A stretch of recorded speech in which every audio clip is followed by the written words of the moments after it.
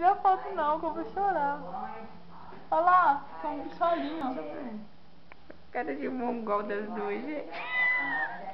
Vai, deixa eu tirar. Não, você furou tudo desse Eu lado. furei tudo. Ui, quase.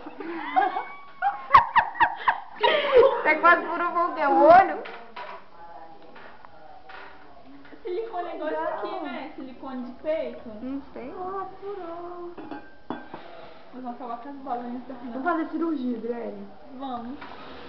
Não, quem quer mandar bisturi? Nossa. Vai me dar uma banda pra me operar, peraí. É um parto, aqui é a barriga do neném, ó. Nossa, Pra- igualzinho. É de gêmeos, então vai ter outra barriguinha aqui.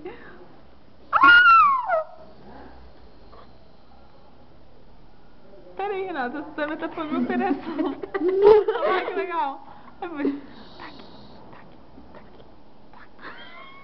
Vamos costurar agora. Não faz barulho, você faz igual. Tac, tac. Costurando. O que foi o seu também? Ah, você arregaçou o meu. Não, tá bom. É muito legal, olha. Jesus, é muito mongol. Eu sou feliz assim. Olha o dedo, Lídia. Ah, vai pegar! Mexe, Lídia, com o dedo. Não, tá bom só com uma mão. Parece um cérebro, Adriele, olha. Nossa, igualzinho. Aqui é uma bolinha grávida. Não, não vai pra... Dá um. Olha que legal, ó. E agora é um macho, é azul. A minha é hermafrodita, ó. Ela Olha é que branquinha. legal. Parece bala. Ai, fala, nós dá vontade de Biscuit, comer. sei lá. Biscuit não, boleba. Nossa, igualzinho biscuit. Olha que legal. Olha lá. Filma, Renata, a experiência aqui, ó. Ó. Ai, vou rachar a minha também. Não tá difícil pra rachar aqui. Cadê o negócio? Tem que parar no... Olha, olha, olha, olha. Que doido. Olha que legal, Adriele. Nossa, olha aqui. Aqui é uma no porque é outra. cantinho.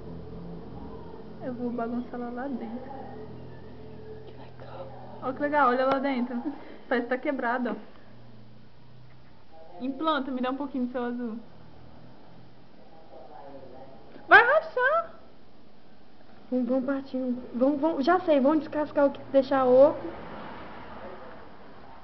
Tá me dando água na boca, estranho. Morte. Vontade de comer.